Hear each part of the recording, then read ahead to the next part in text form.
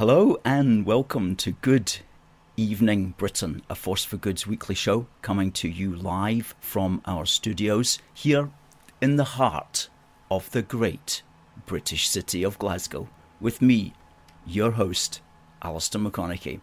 We're broadcasting on all our digital platforms throughout the United Kingdom and across the world. We're bringing you quality pro-UK comment and analysis every Wednesday from 7 until 8 p.m. on Facebook, on YouTube, on Twitter and on TikTok.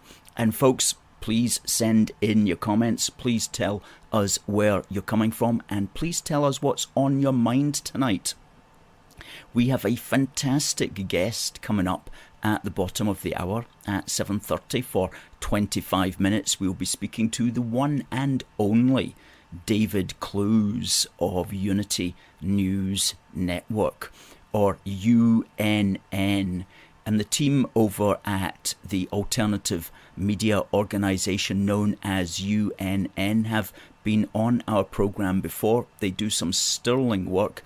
They do some amazing street organisation as well, and we're going to be talking to David about what's on his mind, what his thoughts are for Scotland and for the United Kingdom, and any activism that UNN is going to be doing, and that will be at the bottom of the hour at 7:30, so please do stick around for that.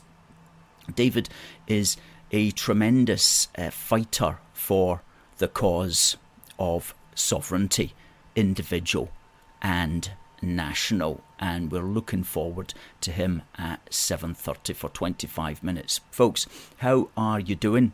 Good to see everybody coming in tonight. Derek was first on the buzzer. Good evening, Alistair and fellow unionists around the world. I hope everyone is doing well. As weeks go on more, we're finding out about the SNP misleading their members and the public, and who is going to be next in the so-called firing squad, wonders Derek. Well, what are your thoughts as well on that? Good evening to Alan and to Paul from the Garden of England, otherwise known as Kent. And nice to see Robert Cairns in the house. Hi to you, Kat, joining you this week from the great British city of Lincoln in Bomber County. Fantastic. Well, Lincoln's a nice place with a nice cathedral as well. Hello to Catherine, good evening. And to Christopher, good evening from Loyalist Falkirk, says Christopher. And Debbie, good evening to you, ma'am. Adam says, Lorna Slater couldn't answer questions about funds to Circularity Scotland, and she was even grilled by an SNP member. Well, that puts us in mind of the fact that she's the Minister for the Circular Economy. Okay, now as a minister, you get a huge extra wage rise. Like, it's massive. I'd need to Google it, but it's considerable. So if you can think up like a ministership for yourself and convince the SNP to give you one, then you've got it made, you know. And so she is literally one of His Majesty's ministers for the circular economy. What's the circular economy? Something to do with recycling, you know, things going round in a circle.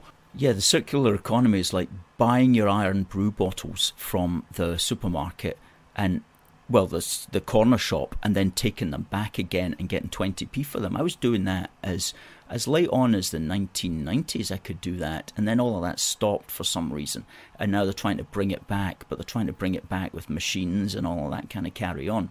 Whether it'll work, who knows, but she's the Minister for the Circular Economy. And of course they also give themselves things like the ministerships for foreign affairs, and this put me in mind of a letter that we actually wrote back 5 years ago in our capacity.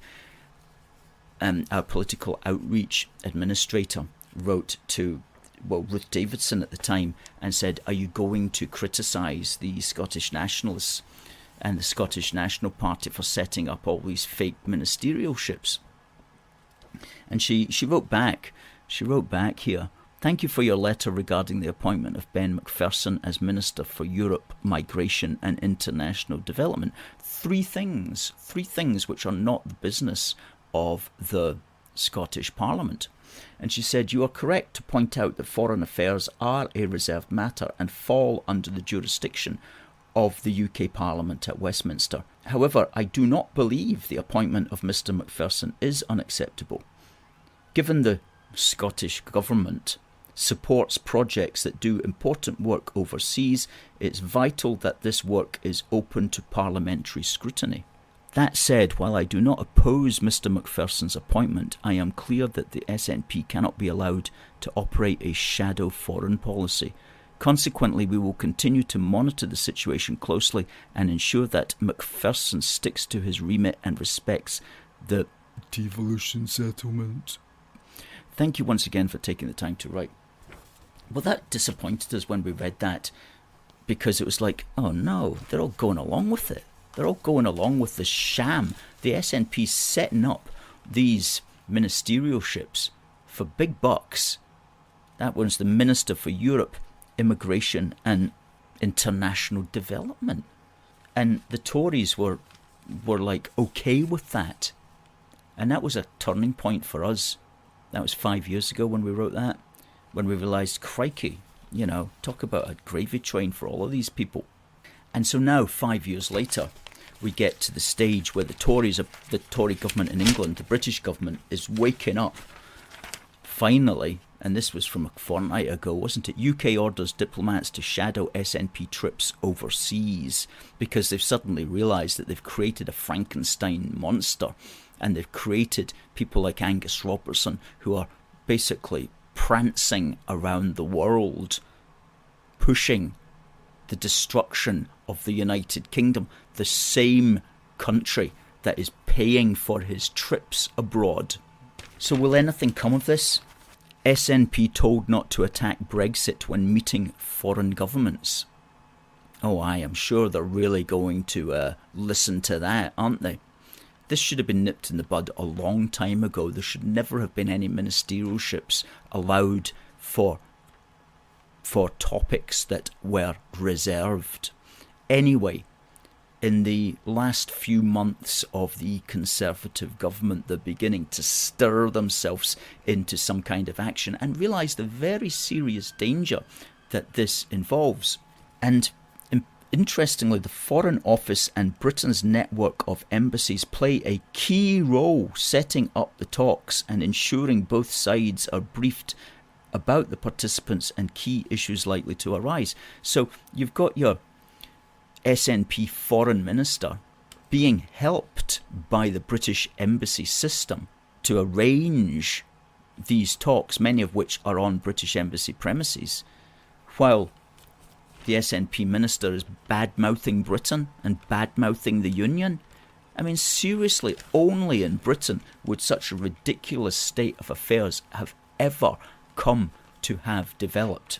But as I say, this has been going on for a while. Our letter from Ruth Davidson back in the 26th of July 2018 is very clear that the Tories at Holyrood were okay with the concept of setting up these elaborate ministerialships. And now we're all paying the price. TC says, David Clews is a bloody top filler. Well, he'll be on at 7:30, folks. Hums has been getting into a little bit of trouble today because last night, apparently, he basically called England a foreign country. It was in some debate, I think it was for the Times, and he was asked about the Gender Recognition Reform Bill, which he is going to challenge in court. Can you believe it, right? He's going to challenge the actual Gender Recognition Reform Bill. He's going to challenge it in court to try to get it passed. Well, he's onto a loser there. But he justified it by saying that a foreign country shouldn't be able to come in and tell you what to do. So that was a very, very interesting insight into his mentality, because he does recognise England as foreign to him. as do many of the SNP Green supporters. They see England literally as a foreign country, almost as if we're back into the 1500s when Scotland and England were almost always at each other's throats and considered each other in a very hostile manner. So he does see England as a foreign country, whereas people like ourselves, for example, we see England as basically just family, as part of the same country. So think about the gulf of attitude between him and ourselves, okay? People such as ourselves, we pro-UK people, we see England, Wales and Northern Ireland as our family and as part of the same country, whereas people like Humza Yousaf and other Scottish National Party legislators and supporters, they see England as literally a foreign country, as you might look on, say, China or the Gambia or Kazakhstan or something like that. They see it as literally going abroad when they go down to Carlisle. That's incredible, but that's what we're dealing with, and that's the gulf that we've got to get over with so many of these people, far too many of these people, calling England a foreign country. And what he's also doing now is he's saying that if he's going to be elected, guess what? He's actually going to go to the coronation on the 6th of May, because previously he was saying that he was going to march with a bunch of Republicans who are having a very divisive dawdle, a very separatist shuffle, a wobble through the streets of Glasgow on that particular day. He was actually going to go along to that, but now he's decided that rather than hanging about with a bunch of angry, bitter troglodytes, he's actually going to go to London and hang out with 2,000 of the most powerful people in the world. Well, there you go. I wonder what made him change his mind in that sense. But since he's already said that he didn't want to go and that he was going to actually go to a Republican march, should he actually be allowed to go to the coronation? Should he actually be invited? What's your thoughts on that? Somebody said to me today he shouldn't even be invited because he's already said clearly that he doesn't support them and he doesn't want to be there. That Preston's journalist says, looking forward to your guest, Alistair. UNN is always a great read. Yes, David Clews, the organiser, the founder of Unity News Network, will be our guest at 7:30. Hang around for that. Oh, Adam appears to be a Scottish nationalist. England is foreign. We are different nations. Oh, well, there you go, Adam. We will certainly have to disagree with you on that because Britain is one nation. The United Kingdom is one big country. We're all British citizens. Thank goodness. Thank goodness. Oh my, I was reading this book, The Union of England and Scotland in 1603 to 1608. And I was reading this this week and making notes in preparation for our issue 8 of Union Heart, which is going to be dedicated to the Union of the Crowns in 1603. And the attitudes that Scots and English had of each other. Incredible stuff. I mean, it really was.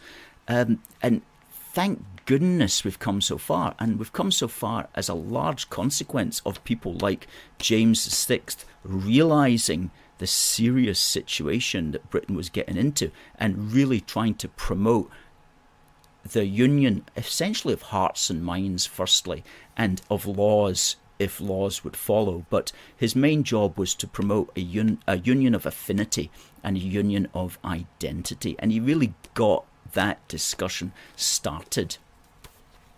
And this is really interesting. I read this yesterday. On the 24th of June 1609, the Scottish Parliament passed an act against, quote, scandalous speeches and libels. And they were directed at those Scottish people who were slandering English.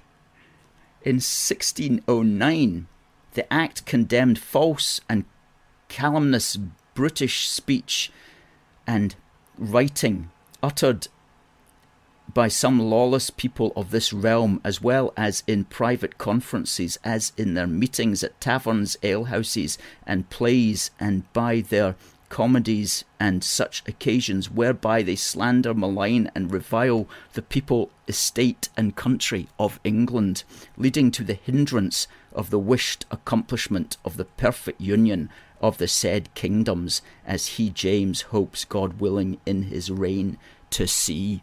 Okay, I thought speech laws were like a modern 21st century thing, but no, that was one of the first passed back in 1609 by the Scottish Parliament. That's amazing history. That needs to be brought out. The suppression of prejudice, as it was called. Those found guilty would be liable to fines, corporal punishment, banishment, or jail, depending upon the gravity of the slander. Crikey. Well, the point is, to a large extent, we grew out of that time to a much more harmonious period eventually. But it's a constant effort, because as we've seen, there's so many people today who still see England in a very hostile way as foreign, including the potential next leader of the Scottish National Party. So the Union is a dream that never dies. It never goes away. It's something that we're really always working for. The perfect union of appreciation and affinity and identity is a goal that we strive for. It's a goal that we strive for. Now,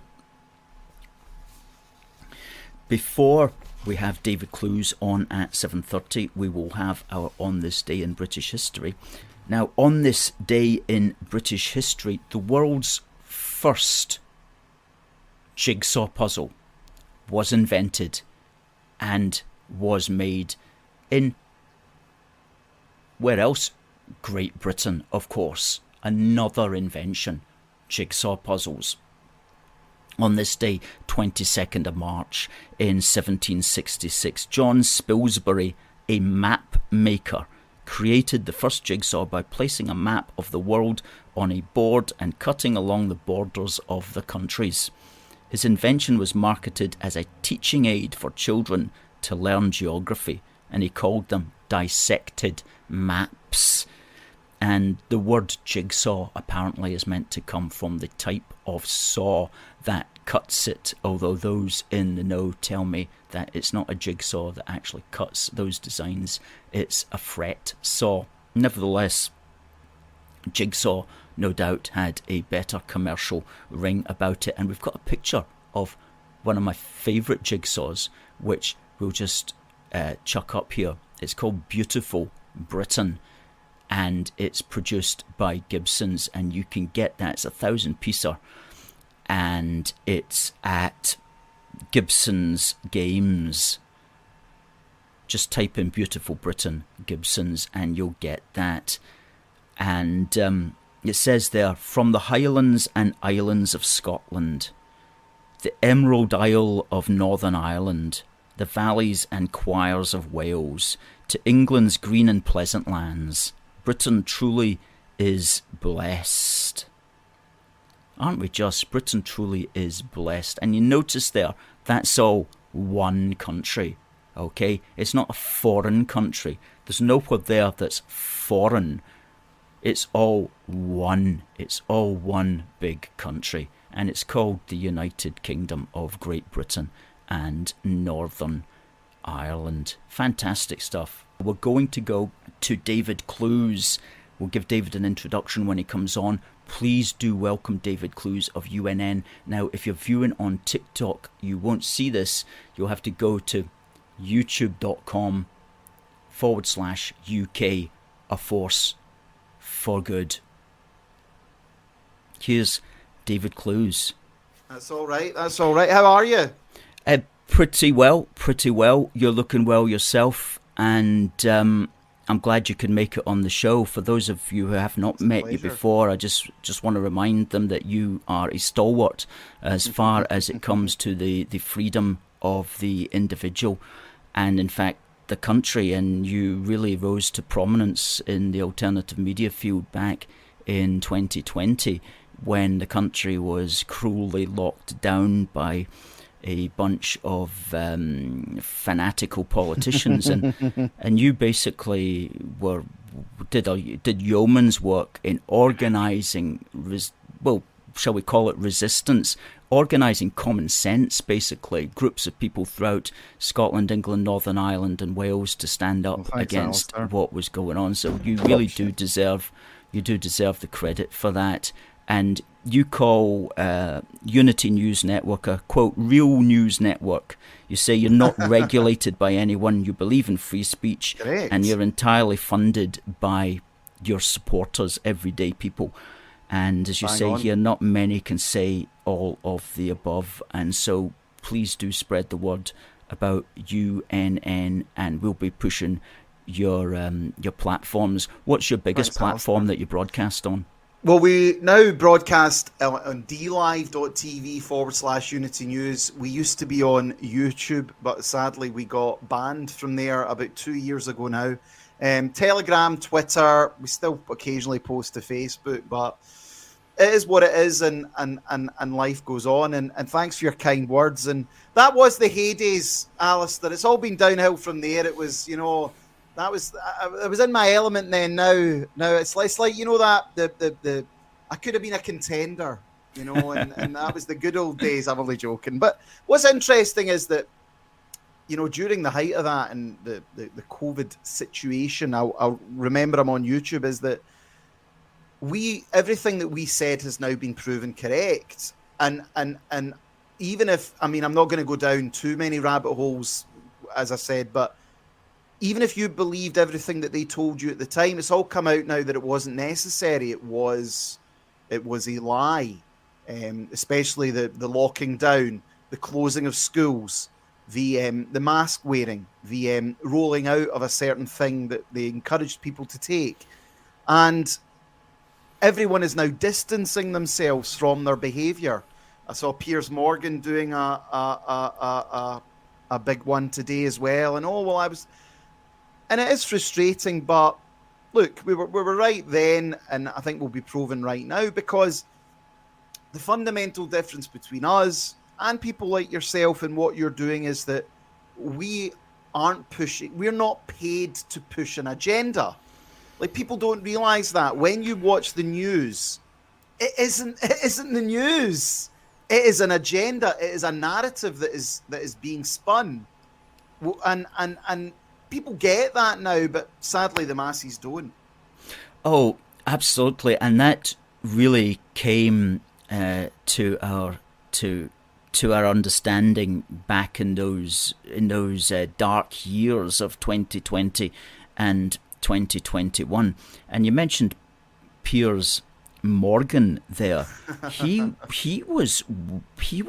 I would put him as the main cheerleader for all of that. He had his program Good Morning Britain, and every day he was very aggressive in pushing it and scaring people who are not like you and I, but people who didn't know any better and who had limited information. I mean, he really was one of the main architects of all of that. And so to see him now go, oh, I didn't know, but I've changed my mind because I've followed the science, that's just disgraceful. Yeah, it's horrific. It is. And I have no issue with people who trusted what they were saying, went along with it, but still respected individuals' bodily autonomy, still respected individual choice. Whereas, him, Jeremy Vine, to name two, and many others as well, they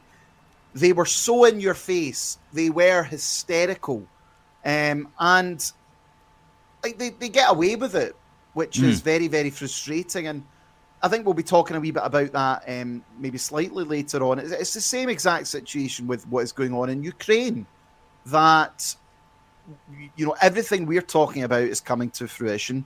In 2 or 3 years' time, nobody will admit to doing what they do. And it's goldfish media, goldfish brain media. Like, you have a memory of 2 seconds. And it's the same with the wider public. But look at Sturgeon. I mean, if we want to maybe get on to Sturgeon as well, like, the way she behaved during COVID. I remember at the time people were like, oh yeah, I mean, I don't like Nicola Sturgeon, but you know what? She's really doing well. And the first thing I'd say is, how? What? Quantify that. Just because she's standing there on a podium and gobbing off. And it just shows you again just how quickly that the veneer and everything drops. And it has been a total collapse for Sturgeon and her regime. Unfortunately, it's not ended up where it should be, which is her in prison. But it is heartening to see, and it just gives you hope that these things that seem so big and powerful can just collapse like that. Yeah, you made a wee video about that the other day that I noticed on your Facebook page. I think you said it's like everything seems to be built on pillars of sand, I think was the expression that you used, that something that seems to be untouchable can suddenly just crumble, and before you know it, and it's especially the case with the Scottish National Party, it was held up there, now we understand, by the sheer force of her personality and the unwillingness of anybody else to bring down the tempo. But as soon as she made her move and got out, then everything just started to crumble. And who knows how much more of that is still to go. Very politically interesting. If you think about the SNP, I mean, Salmond and Sturgeon were both formidable individuals. I mean, they dominated the scene. Salmond especially, and I think he reached a bigger audience than she did. She was very divisive, far more divisive than Salmond ever was. But so much of Scottish nationalism has really been built on the fact that they were the 2 preeminent politicians compared to the opposition, who have been woeful in Scotland. There's been no charisma. There's still no charisma. But even then, you're correct. It was all built around her and her cult of personality, and that falls very, very quickly. And it was good to watch, like all the Isla Bryson stuff. I think the Tom Gordon quit. It was great to see her struggle, and it's good. It's good to watch. I mean, it's not a victory for us. We've still got a long way to go, but it's nice to see her getting her put down a pedestal or 2. Oh yeah, something that I did not expect to see for several years. I thought, as most of us did, that she was in there for the long haul, till at least the Holyrood election in 2026, and then maybe even for another 5 years thereafter. We were kind of looking at like 2031 or something before we were going to get rid of her. I mean, you think about that, and now suddenly it's, well, she's not coming back. I don't see her. I don't even see her standing in 2026. But she's finished. She's finished. Yeah. She's a spent force, as is Salmond, and like Yousaf, Forbes, and Regan. I mean, they're just basically Joe. I mean, they're better than the rest of them. But how do you think that's going to play out? I mean, do you think it's either going to be Yousaf or Forbes? But I mean, how do you think?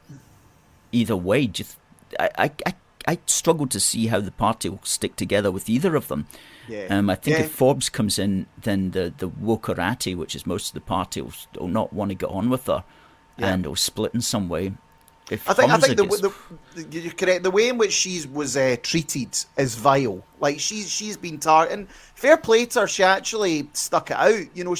She didn't, because there was calls for her to quit. She stuck it out. It would probably be better to see Yousaf get it, because he would just be a totally divisive figure. He would be hated. He would be loathed, and I think they are a spent force politically. But the question will still remain: who is going to take the mantle? Anna Sarwar? I mean, come on, Douglas Ross. I mean, who's even the leader of the Lib Dems? Is it still Willie Rennie? Who is it? Or Alex Cole Hamilton? Alex Cole-Hamilton made a complete twit of himself by during the GRR thing. Yeah, he did. And he was all supportive of that and supportive of people that Wings Over Scotland were outing as maybe not the sort of people that politicians would necessarily want to support. So I don't see him coming back. He hasn't really come back from that GRR carry on himself either. He's tried to forget it, but he hasn't come back from it. So no, it is just like that whole GRR stuff. I mean, all of that stuff, and as I said, I won't perhaps go too deep into it. It's completely insane. Okay, it is such a niche thing, so far removed from the reality of everyday people's lives.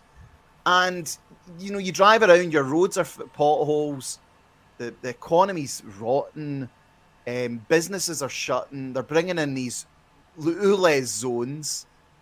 There's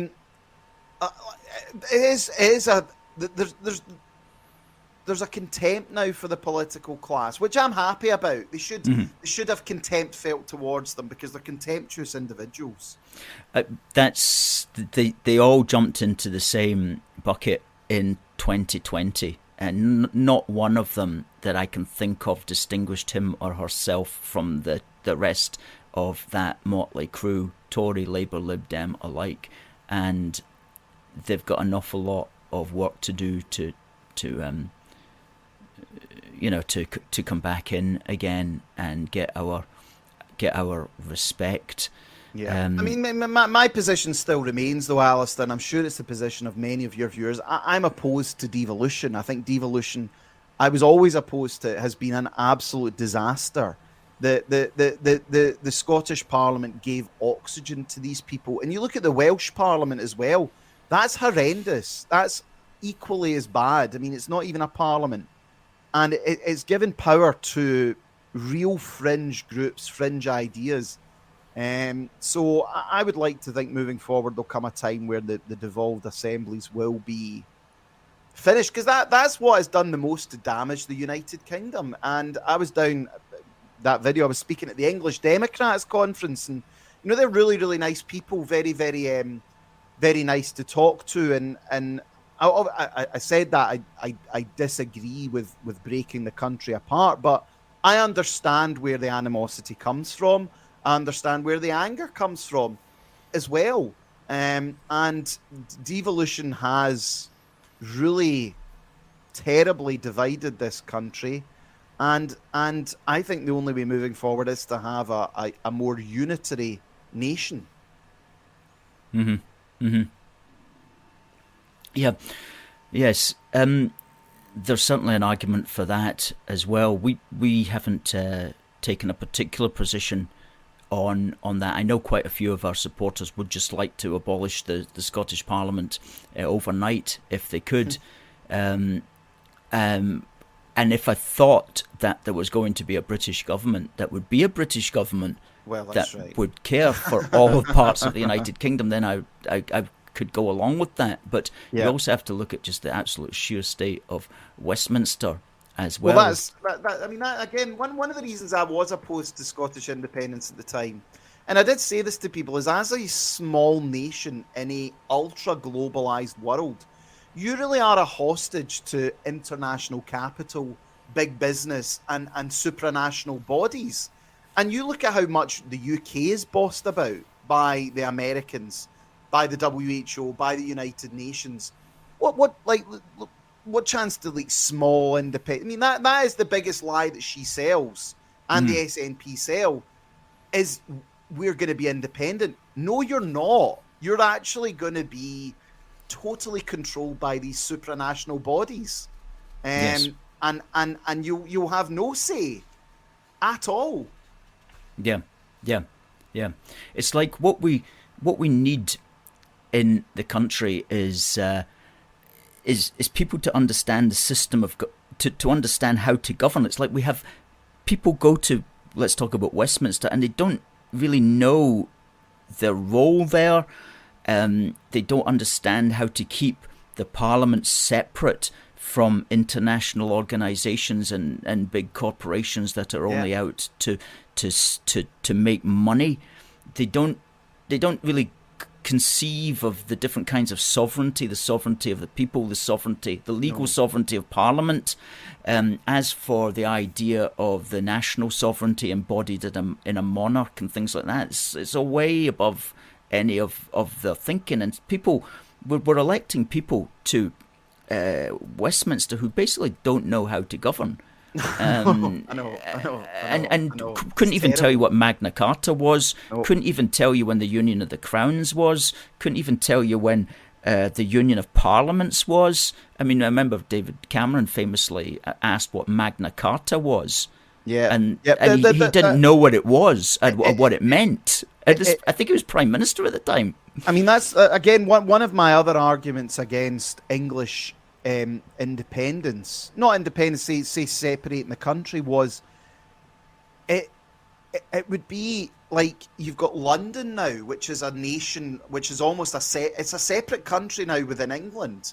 You've got Birmingham, Manchester, and look, there's demographic reasons behind that as well as political reasons. But really, what Blair has done, and I trace this back to '97 with the Blair government, which is real year zero stuff, where they fundamentally altered the shape of this country, both at a constitutional level and at a people level. It's the term I've coined is it's the Lebanonization of Britain. And instead of having, say, one sort of more homogenous thinking, which for hundreds of years was, of course, built around the Reformation, it was built around Protestantism. You've had mass immigration over the last 30 years. So you've got vast swathes of the country which is either Muslim, Hindu, and that's so hard to. I'm not saying it out of nastiness. It just doesn't work. People have different, and that's what happened in Lebanon. Lebanon went from being a majority Christian country, a very open, a very successful country, to one that is riddled with internal sectarian conflict.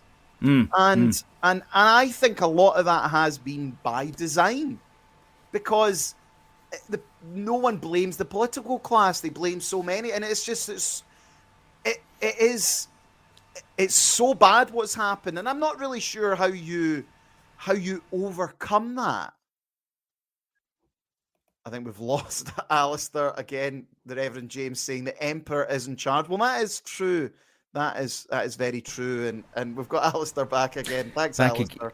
Yeah, you're saying you didn't know how to turn it around, and you know, I was reading this book which I made mention to, and one of the things that he wanted to do, James VI wanted to do when he came around in 1604, he put together something called the Instrument of Union, and it was to make Scottish people legal citizens of England, and English people legal citizens of Scotland. And the English Parliament didn't want anything to do with that. It was like, no, we can't have these Scots coming down to England. We can't have them taking our jobs. Literally, we can't have them in Parliament. We can't have them in the royal court. This is going to create chaos. And they did not allow it. And I'm thinking, that's between Scots and English. That was back then. And then how far we've come. We're basically giving money to people who are arriving off a freaking boat in the English Channel and treating them as if they're common citizens. Our ancestors in the 17th century they couldn't understand that world. It would just be unbelievable to them. But back then, I mean, we were so careful about, who gets citizenship. Where and when. From a historical parallel, this is how the civilization of Rome fell. To be a Roman citizen was an honour. Like St. Paul was a citizen of Rome. And at the time, that was really the great honour. And then basically anyone and everyone could become a citizen of Rome. And they stopped being able to build roads. They stopped learning. And they stopped, you have to have rules. As much as I am libertarian on some things, but you do still have to have rules, and you do still have to have shared aspirations. And if you don't, it just like that again. That's the problem. It is now in Britain, and that's why nobody talks about anything. You might offend someone, Like, and we have this censorious culture now where if you do talk about demographics, you do talk about religions or people, you're just shut down.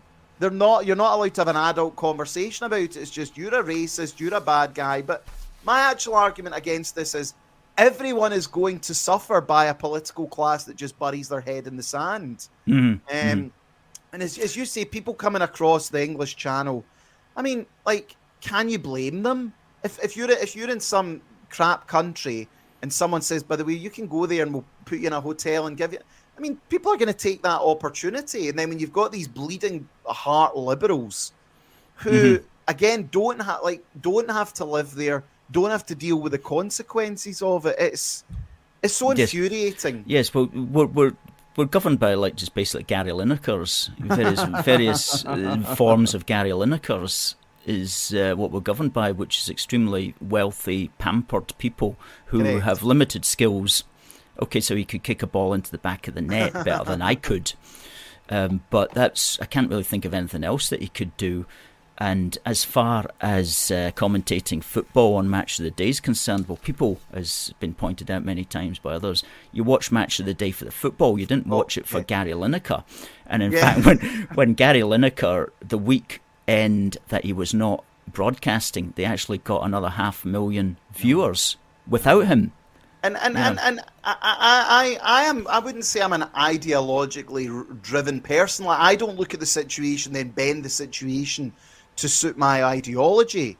I just deal with reality, and that's where people like you, like me, it's quite interesting, Alistair. Like, before, nobody would have wanted anything to do with you. Now nobody wants anything to do with me either. You know, that's the thing. And again, all for expressing a point of view or expressing an opinion or talking about things like that. Again, this country was built on freedom of speech, freedom of expression, freedom of religion as well. Like, we were unique. Robert Oulds was speaking on Saturday. He was very good. Robert is in the Bruges group, and he said that, like, the way British people did things 16th, 17th, 18th, 19th century was unique. The governance, it wasn't like Europe. Individual rights, individual thought. Like, we pioneered all that stuff. Obviously, at the USA, then they took it to nth degree, but we really pioneered. Adam Smith as well, the Wealth of Nations, and you know, that's the thing that really annoys me as well about Scottish nationalism and in general, is that Scots, we achieved so much when we had the shackles of myopia taken off of us. You know, it's a Scot invented the television, the telephone, penicillin, the steam engine, you know, incredible drive in society. And that, you know your history, Alistair. I know my history. And when you look at Scotland, it's heartbreaking to see what it's become. Oh, yeah. I am very hopeful, though, for the future. I think there's a lot of stuff that hasn't been brought out about our shared past, about the greatness of Britain as such, history that hasn't been taught properly in the schools. That's all there, just needs to be brought out. And people, if we can just get rid of the siren sounds of the Scottish National Party, the shrieking of them, and get more moderate people in who understand that we're a family here on these islands, we've got a great history, and we can really push against the tide, is certainly a big effort for us. And I even say the same. I mean, I don't know what the world's going to even look like in 30 or 40 years. Like, I also think we have to look at the sort of wider Anglosphere, so to speak. USA, New Zealand, Australia. You know, these are all countries that came from the mother country. And I wonder how the world will look in say 30 or 40 years. I think you'll find that things will be very, very different. But as long as they're better, then that's what we need to aspire to. But the world's in a real state of flux just now, and I think that the notion of breaking up the country, it would just I can, as I said, I can understand the sort of accelerationist, let's just burn it all to the ground. But for me, it would be heartbreaking to see that shared history ripped apart. No, and all of that doesn't work anyway, because worse always means worse. It doesn't mean, it's going to get worse before it gets better. There's a never end to that, because there's a bottomless pit of how bad it can be. It's not like you hit a bottom and everything changes. It's like, that's not the right way of looking at things. The idea, wait till it gets really bad and then somehow people are going to wake up or something like that. And it's not the way it works. It's just every day you wake up and you try to make the best world that you can make there and then. And you have to fight what I'm coming to understand is really just forces of evil, quite literally forces of evil, whether conscious or by design, that want to control and that want to upturn and overturn normality, and terrible forces abroad. But there's always been evil in the world since the dawn of time, and that's it really part of the rich human story of fighting it. It is pure sort of cultural Marxism. It is designed to invert the good, the decency and confuse people, and it's horrible to watch, and that's why it's so good to be with like-minded people. And I always say that is to be amongst people that you can talk to, and you might not always agree with everybody on everything, but realize that we're all kind of on the same ship, and to be polite and have that was a very British thing, was to have a discussion and to be able to air these views and just let people say what they want instead of this culture we have now. Yeah, absolutely. These are fine sentiment, David. It's almost the top of the hour. We've almost been talking for half an hour. I can't believe that. We'll need to get each other on for a longer chat in the future as well, David. Sounds good, Alistair. Let's make a habit of this, because I know the viewers enjoy it, and you've got so much to say. And just tell us how often you're broadcasting. We'll put up your DLive thing there. It's DLive. .tv/Unity News. Now, we're actually live now every night of the week from 7 p.m. and we're on every afternoon at 12 p.m. We've got an absolutely fantastic lineup of presenters, a big mix of people that were in the wider freedom movement to people that are more into the nationalist issues, so to speak, and just a very broad. What I would say is we all share in common is we're on the sort of the dissident perspective. We are questioning and challenging the status quo and challenging the agenda. So it's really good content. We're on Twitter, we're on Telegram, and we've got a lot of opinions. Good.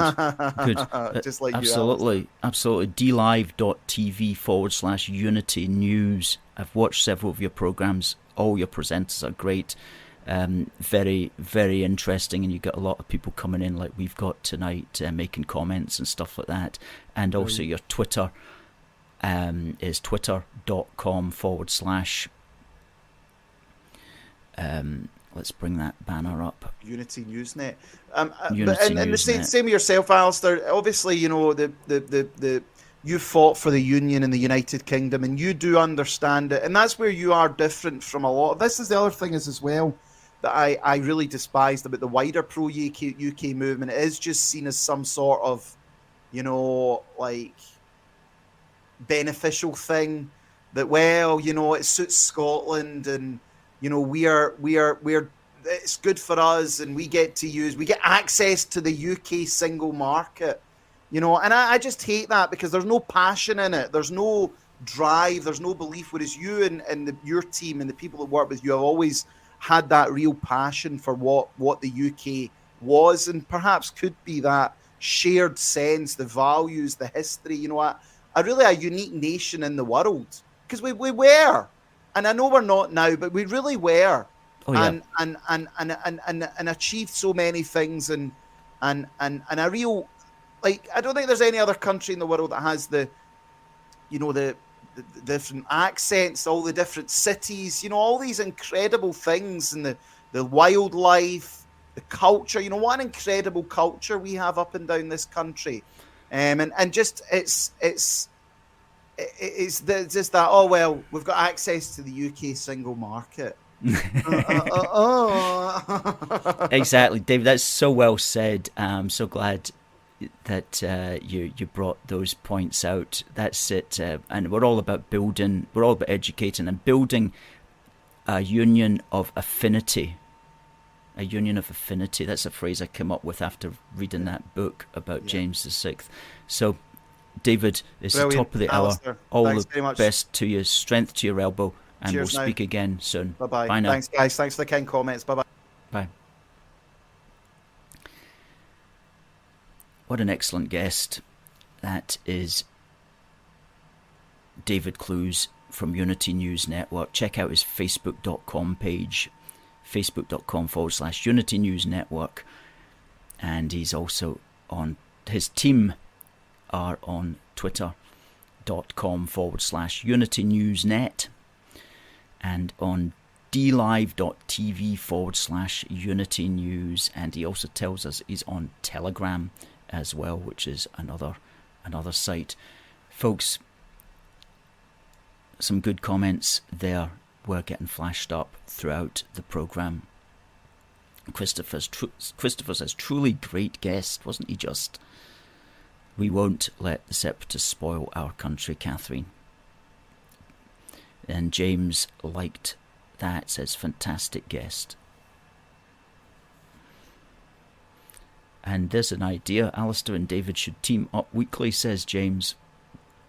Is there enough hours in the day or days in the week? But that sounds like a great idea. Derek liked it.